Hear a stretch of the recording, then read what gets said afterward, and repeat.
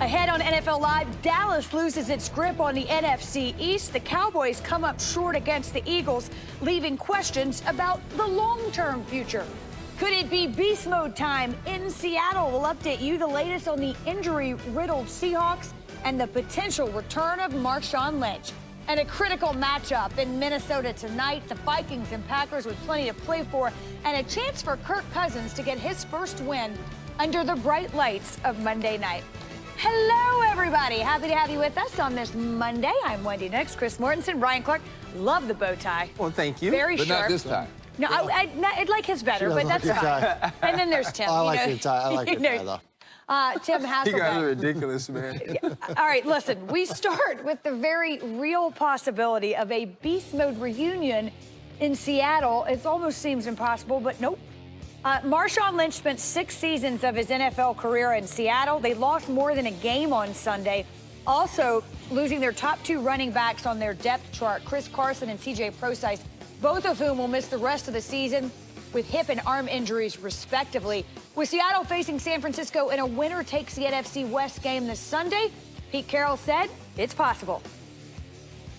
I don't want to put you on the spot and say, hey, is Marshawn coming back? But is that one of the possibilities you guys will explore? Why don't you want to put me on the spot? Okay. Yeah. Is Marshawn Lynch coming back? He'll be flying in here this morning, and we're going to give him a really good chance to come back and play for us. And I'm fired up for it, and he's got to get through some hoops he's got to jump through here, just physical and stuff like that. But he's been working really hard. He's really excited about the chance to do something helping out, and I think it's freaking great. If he can get out there and tote the ball for us. The circumstances rolled just at this time, and he could have 4 or 5 games left in him. Maybe that's what we need. All right, listen, that's right. Put him on the spot. Pete bailed him out, said, put me on the spot. What can you tell us about Marshawn Lynch in Seattle? Well, he's there. They want to certainly meet with him, make sure he wants to do this, then take the physical, and then they say jump through some hoops. This league stuff, administrative stuff to get through all of that. But, listen, they lost Chris Carson. They lost C.J. Procise, their 2 running backs. They had worked out Robert Turbin and Albert Blue on Tuesday because of another injury. But Marshawn Lynch, all of a sudden this game last night, after Seattle got beat up by the Arizona Cardinals, it kind of took the energy out of the Sunday night game, which is the Seahawks and the 49ers in Seattle. This puts some energy back in that game because he is one of the unique players and characters of our generation, certainly the past 10, 15 years. Yeah, I love that you said energy, though, because and that wasn't necessarily, to me, the energy is gone from the San Francisco 49ers Seattle Seahawks matchup.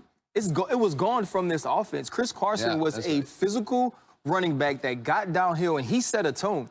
And what Seattle Seahawks running back do we remember setting a tone better than Marshawn Lynch did during his 6 years with the team? And so if you can get that guy back, if he is healthy, because I remember what I felt like in December, the year I retired. I couldn't have played football for the Bad News Bears or the Little Giants, and the Bad News Bears played baseball. And so that's how terrible a shape I was in. So if he's in shape and can go, it'll be fun to watch. Well, which makes me think, like, Mort, have we been able to confirm what Pete Carroll is saying, that he's been working really hard? Yeah, is that a rumor? Have we been able to verify that he's been doing that? Is he on his bike? Riding around. That's a lot of biking. Maybe Sean Alexander's available if he's not, or maybe Kurt Warner.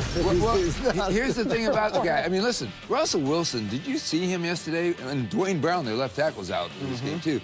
Russell Wilson got physically beat down. He needs somebody to help protect him. That's not just through the run, but through pass protection.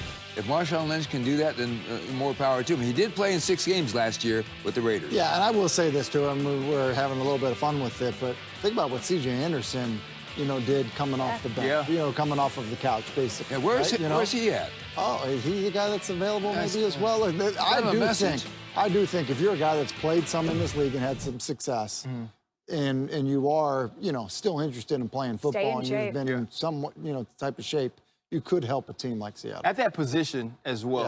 Yes. All right. So now we're waiting on a physical, yes? Physical and a few hoops. I like that. Some other administrative stuff. I wonder what that could be. A physical and a few hoops. Sorry, we'll leave it at that. As we move to the Cowboys with the NFC East title on the line yesterday in Philadelphia. This is big. Everything is still on the line. Wentz looks left and pumps and throws it in the back of the end zone. Caught for a touchdown. That entire sequence was just too easy. The crowd's going nuts. 3rd and 12. Standing in the gun. Well protected. Deep down the middle. Too high for Cooper. Incomplete. Cooper was all alone. And the Eagles are knocking on the door. They give it to Sanders, and he walks the dog. That was real easy. The Eagles are feeling it now. Dallas at its 12. Got to go 88 yards to tie the game. Prescott in the gun. Throws deep. Oh, man, he's got a man down the field. He overthrew him by 5 yards. Prescott's accuracy has been compromised today. 4th and 8. Prescott steps up. He is firing deep, and it is incomplete. Incomplete. And this game is over.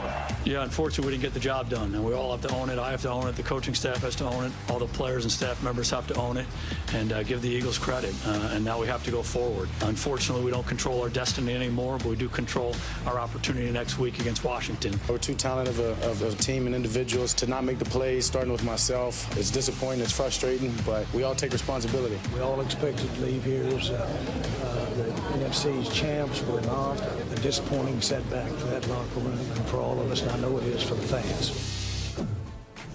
Which means the Eagles are now in control in the NFC East after that win. Philly will take the division with a win at the Giants or a Dallas loss to the Redskins next Sunday. The other 5 spots are set, but none of the teams are locked into a seed, and no one has even clinched a bye yet. It is Monday. Just because it's Christmas week doesn't mean we don't overreact. I'll say this, the Cowboys are the most disappointing team in the NFL. Ryan, overreaction or no? This is not an overreaction to me, and I know we're going to point to some different teams, but it's not only the expectations they came into the season with, it's going into this game with an opportunity to win the NFC East after you haven't played your best ball all season, but you can now give yourself an opportunity to be in the playoffs, to be in the tournament, to actually host a game during the wild card round, and you lay an egg. You don't even score a touchdown against a Philadelphia Eagles team that has been giving touchdowns up to guys like Ryan Fitzpatrick, to Eli Manning, to Dwayne Haskins, and you can't figure out a way to get into the end zone. You don't give the ball to Ezekiel Elliott at least 20 times after having a game where you have 2 rushers go over 100 yards against the Los Angeles Rams. It was disappointing. It was a disappointing season compared to who you were supposed to be when it started, and also disappointing that when given the opportunity to right the wrongs of 14 games, you couldn't do that either. It's an overreaction for me. I understand what you're saying. I think they were the most disappointing team of Week 16 by far. But I think on the season, look, they could actually still end up winning the division. They win and the Eagles lose next week, and they still win the division, host a playoff game. And so for me, there are probably a couple more disappointing teams. I would look at the Cleveland Browns. Now, there were people, we were almost forced to talk about the Cleveland Browns all offseason, and the reality was it wasn't going to be a good team. They were poorly coached. I think there was a lack of leadership there, and they were, in many respects, an uncompetitive, a team that wasn't competitive. Then you look at the Atlanta Falcons. That's another team that's like, they're not even playing meaningful games at this time of year. And think about their roster and some of their players. And so for me, I think, could they have played better this week? Yeah, but on the season, I think there are other teams. I'm going to say not an overreaction. I won't even put an asterisk by it. Oh, there you go. Look at you. Look at you, Maury. He means it. What are we, week 16? We got there. Well, because we looked at this team. They changed offensive coordinators from Scott Linehan to Kellen Moore. That was a high expectation. We'll get creative. They actually had, less first creative. team to have a 4,000-yard passer, 1,000-yard runner, 1,000-yard receiver. They have put together a very talented roster. And even if they should pull out the NFC East this week, still a 500 football team. And yes, I agree with you on the Falcons, but the Falcons at least have built their momentum. They made some changes in season and were able to accomplish that. What about the Browns? The Browns? No, the Browns count as one of those teams. How about the Rams? Well, the Rams, I think the Rams and Falcons was it for me. I think a huge thing with the Dallas Cowboys, when you compare them to the Atlanta Falcons, you compare them to the Cleveland Browns. Those weren't playoff teams last year. That's right.